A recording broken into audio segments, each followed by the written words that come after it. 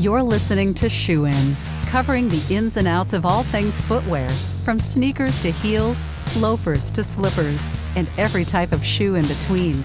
Brought to you by the FDRA, the Footwear Industries Association focused on retail, trade, politics, and fashion, helping create and enhance conversations on all things footwear.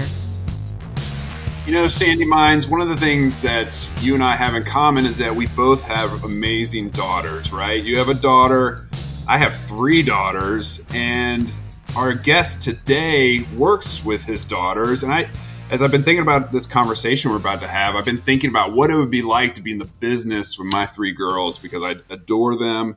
I have no sons, and I would not change my life in any other way. And so as we welcome our guest today, we're going to unpack someone who's making a ton of moves in the marketplace, in the footwear marketplace, in the influencer marketplace.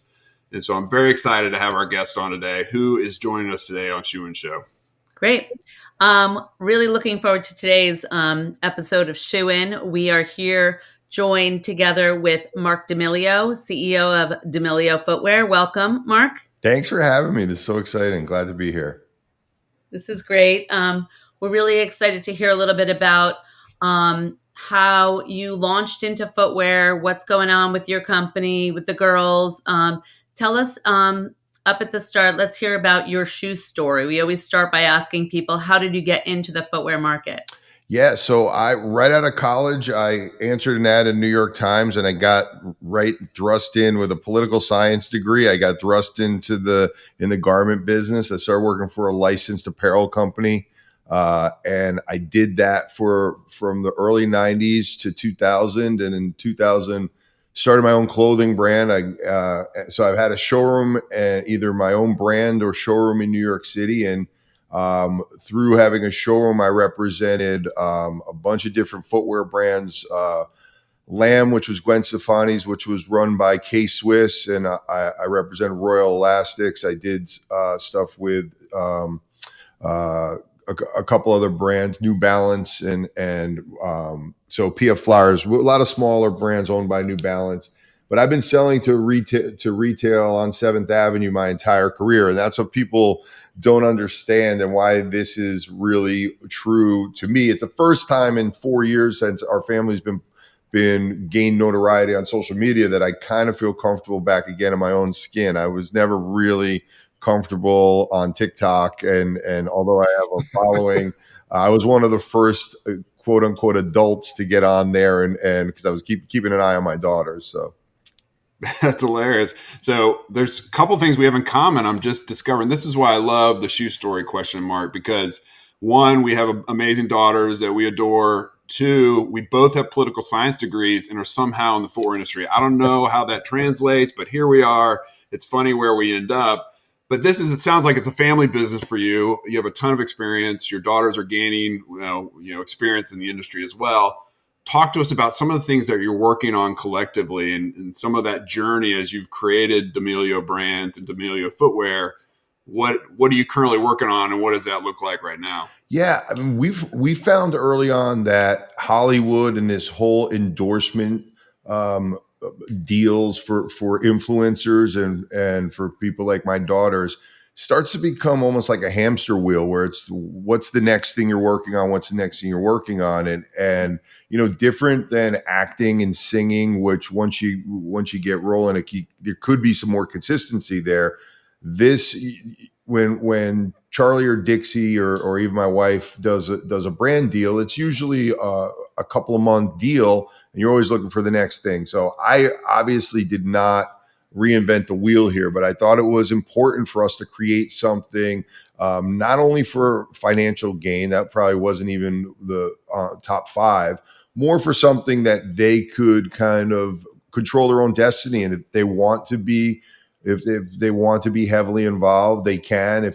But I want D'Amelio Footwear and anything else we do to stand on its own without me or my daughters or my wife, and that's what we're trying to grow. Yeah, that makes a lot of sense. That's a sustainable model for sure.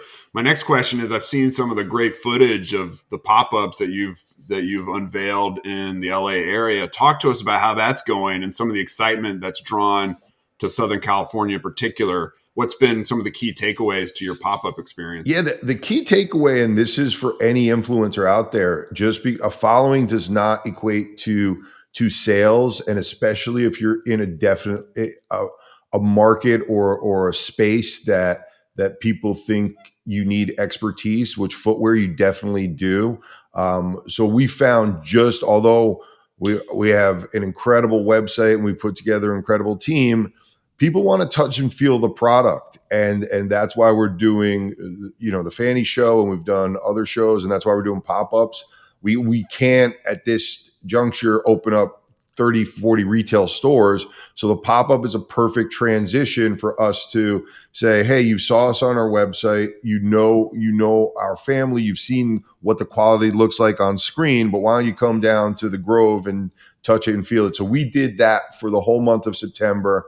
Actually, I was just there for the tree lighting at the Grove in LA, and Dolce & Gabbana are in our space. So we had a great following after us. And we learned so much about what we need to, what we're doing right, what we're not doing right, and what we need to do going forward. That's great. What I'm interested to hear a little bit about that process and the design process. How does that begin? How do you work together? I'm sure it could be a lot of fun, and then it could be a lot of, pretty challenging as well. And I've seen some of the shoes, and it's pretty expansive. So I'm interested to hear a little bit about what happens behind the scenes and the design process and all of that. Yeah. So to what Matt was just saying, like, you never know how your paths cross. When I started my first clothing brand, I walked down to my local bank in Norwalk, Connecticut, and I got a checking account, and the brand was called Mad Soul. And the head of the bank was like, "What's Mad Soul?" And I said, "It's a clothing brand." 4 or 5 years later, his daughter Lauren graduates from college and with a fashion degree, and she came in and she ended up getting into footwear business, and we stayed in touch. 15 years later, she was with Camuto for 15 years, running Jessica Simpson's footwear, and she saw what I was doing in D'Amelio Brands. I had met from an endorsement side, I'd met with a couple of prominent shoe companies in New York City to talk about Dixie and Charlie representing them, and I knew that this is something that we can do. But it was it wasn't, full transparency, it wasn't like, hey, we always wanted to be in the shoe business. It kind of fell in our lap, and now I had this woman who's built a multi-million-dollar business from a design perspective. We actually hired one of the top production guys over at Camuto also, who had left. So we have a really good team, and from a design side, that's where I think it's interesting, because a lot of people think it's, me, Heidi, Dixie, and Charlie sitting around designing shoes. We leave that for the experts, but definitely put a lot of influence in it, because I do think the girls have the finger on the pulse of their generation, and Heidi definitely has done a great deal. And Heidi was a former model and has done stuff with retailers. One of our retailers in Louisiana, she just did a fashion show there. So it's a family affair, but we let the professionals do the professional stuff, and I think it's worked out great. Smart. Did you always know that you were going to launch footwear first? I know that you have a couple of different launches going on right now. I've been following along, so I was curious about what started it. I knew I wanted to do something in the apparel space. We had a joint venture. We still have a joint venture before we started D'Amelio Brands with Hollister. So basically, like fleece and just regular activewear was off the table, and then footwear. It wasn't like, oh, we totally wanted to do footwear, but once it started to come together, and I looked at the space, I saw the success of what Jessica Simpson's doing, but that there wasn't a lot of others, and I looked at that model from a dad's perspective, Matt. When you think about it, you're like, okay, Charlie and Dixie are probably what Jessica Simpson was. You could argue they're more popular, less popular, whatever, but I was looking at it like, wow, imagine if we could create something that if my daughters don't want to do this 10 years from now, the way Jessica Simpson isn't I don't know her career that well lately, but I don't think she's as active as she was when she had a show on MTV and all, or her own show. So that was the thought process behind it. Yeah, that makes a lot of sense, Mark. So it's interesting because you're really smart to bring in footwear experts on the design process and the sourcing process. It's one thing to do the apparel side, as you know, having worked both sides. Footwear is a totally different beast, and so that's really smart. And Jessica's receiving like the Icon of the Year award at the Footwear News Achievement Awards this very week that this episode is dropping. So it is a model for you all to track behind and to draft behind. And I think that's really interesting. Talk to us more about your plans for FFANY. This episode is dropping during Market Week.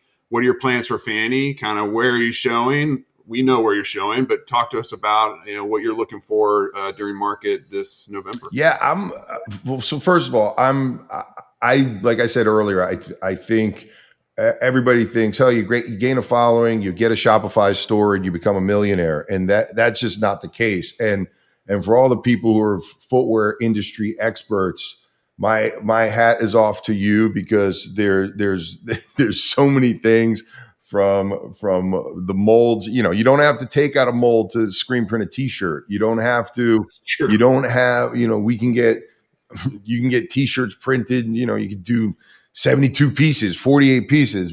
Footwear, you got to do 1,200, we've fought to get 300 a color. So we're excited to do the traditional thing, go to shows, partnering with FFANY and the reputation of FFANY. So we'll be showing there. Meg, who's worked for me, who is our head of sales for D'Amelio Footwear, I know has been working with Sandi, and we're excited to go old school and have people come up, touch it, feel it, tell us they love it, tell us they hate it, make changes. We've also, because of my background representing Mitchell and Ness, which sells to a lot of stores like Downtown Locker Room and Snipes and some regional, very large regional, multi-million, if not billion-dollar chains. We've had a demand to expand our sneakers, especially what's going on with Adidas and Sambas and things like that. So we will be showing a whole outside of the heels and all and boots and everything we're doing on footwear. We will be showing a sneaker line for the first time, and I was ecstatic with the samples. One of my guys who used to work at K-Swiss and Royal and Lamb helped put us in with an incredible factory offshore, and I couldn't be happier with first protos. So we'll be showing that. That's awesome. I saw one of your videos. You said footwear is an intimate thing, right? You put it on your feet. Fit and comfort are key. And I even saw your daughters talk about this transition from 2D to seeing something flat on a piece of paper, or maybe in a computer assisted design, a CAD file, and then moving to the actual holding and touching and feeling that product. And you're so right. Where you sit, you have a lot of wisdom to want to have people come in, feel the product, understand what you all are selling and some of the things and the attributes you put in and that you poured into these products. So I'm excited that you're excited about what you're showing. And my question for you is to let our audience know, what's the best way to get a hold of Meg or whomever to come and stop by and see the product during Market? Yeah, so we're on. We use New Order as our B2B platform. I know, and that's a marketplace. So I think there's thousands of retailers in there. So if a click of a button on New Order, we're easy. We're watching things every day. We're open for business. We're not one of those companies that is we're looking to partner with retail, and also we can offer, which I think a lot of people can't do, is we, depending on what we're doing, we're putting a whole plan together to help especially mom and pops expand their presence on social media and target our fans and followers to particular stores, and we're really good at that. So like I talked about Downtown Locker Room. We put a boot, our Camden boot in Downtown Locker Room. Dixie did a video saying, because she remembers going the buyers at Downtown Locker Room. So we're all hands on deck to not only sell to retail, but do what it takes after that to sell through at retail, which is obviously the most important thing. That's great. Um, I have worked really closely with Meg, and she's right on target for setting up things during Market Week, and you'll be showing with us at the pop up at 724 Fifth Avenue. So if you need anyone to reach out to us, it's on the Fanny website. Come by 724 Fifth Avenue and stop by the pop up and check them out. We're excited to support you in that. I know it's a family affair.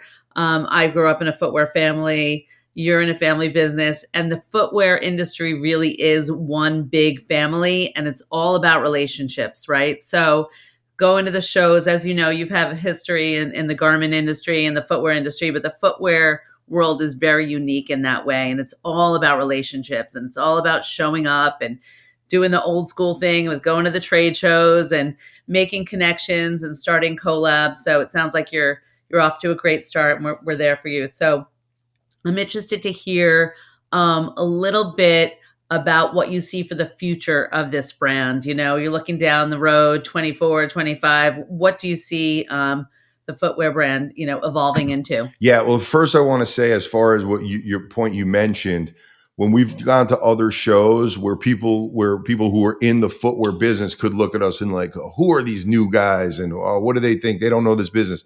We've had nothing but people come to us with open arms. I had met Steve Madden a few years ago, and he flew us out to LA on his plane, and has been the sweetest man to me. And then at the show, at another show, he came up and was looking, and I mean, this is a guy, look, we're not confident. If we could ever be a hint of what Steve Madden is, I think we'd sign up for that today as a a footwear guru, and all he's done has been incredible. But I mean, this is a guy who sees us and not as a threat, as someone that he's taking into the footwear community, and said to me, "Hey, if you need anything, I'm always there. I love what you guys are doing. You guys were gentlemen when you came to my office," and so that's awesome.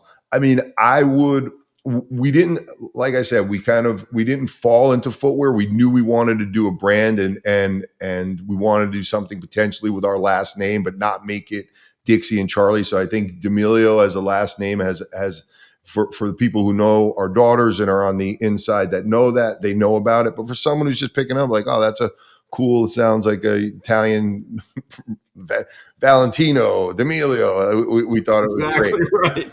right. I think we're going to let the market dictate to us what we need to, what direction we need to go. I think we've offered an extensive collection across everything from slides to heels to sneakers, and we'll see where the consumer and the retailers not dictate to us, but as a partnership tell us what's working and what's not. And I'm not going to get my feelings hurt if we're going in the wrong direction. I look to our retail partners to help us get in the right direction. But so far, sales on our website, although I don't think that could be a business by itself, or have been up double digits every week and every month since we started, which is incredible.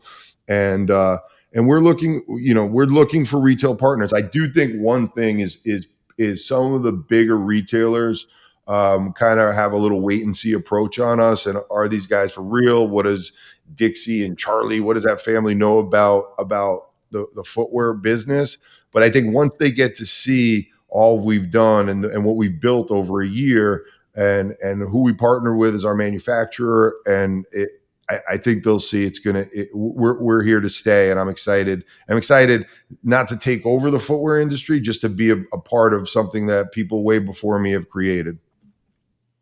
That's great. It's good to hear that Steve was so open and welcoming. I'm not surprised. He's one of those people in the industry that really does see other brands and other companies launching new things as inspirational, and kind of pushes you to do better things and stay faster and still together as an industry. So I'm not surprised to hear that, but it is great to hear that story too.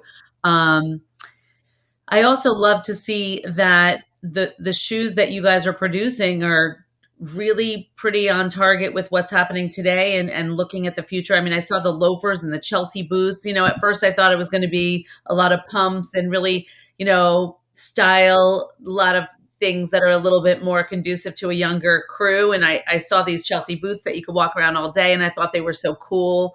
And the loafers looked great. So, I mean, kudos to your design team. You're really off to a great start. I'm looking forward to seeing what you all do next.